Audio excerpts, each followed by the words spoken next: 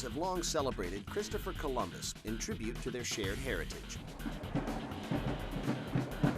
In 1937, President Roosevelt proclaimed October 12th as Columbus Day.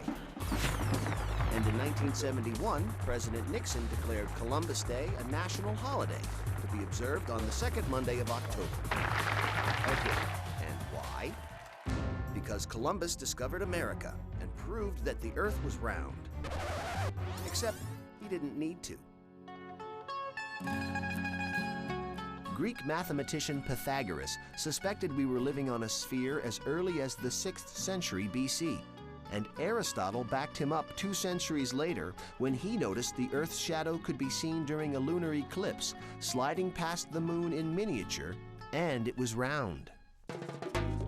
So why did Columbus bother getting off the couch at all? Money. In the 15th century, spices were a hot commodity. Traders shipping them between Asia and Europe could get rich quick.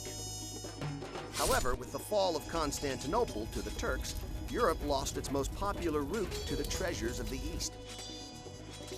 Columbus realized his opportunity, become the first person to plot a western route to Asia and enjoy unprecedented glory and riches.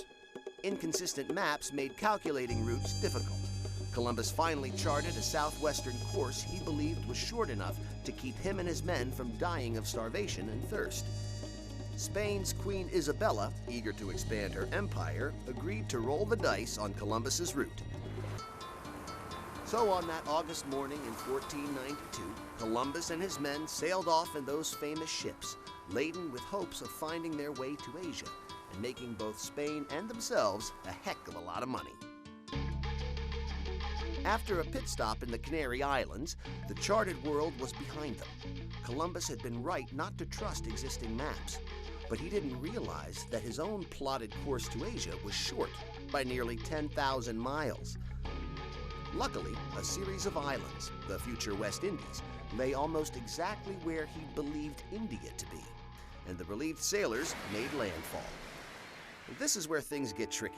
We're still not sure of the exact location where Columbus first landed, but he was convinced he'd made it to India and declared the route successful.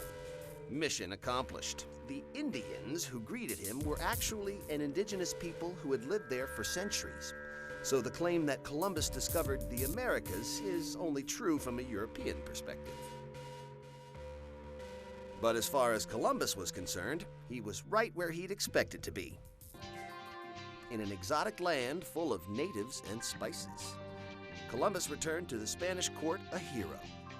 All were convinced the route was a success, and it surely was, but not as they'd expected. Columbus inadvertently achieved the monumental task of joining the 2 hemispheres, in effect doubling the size of the habitable planet and establishing trade between the continents.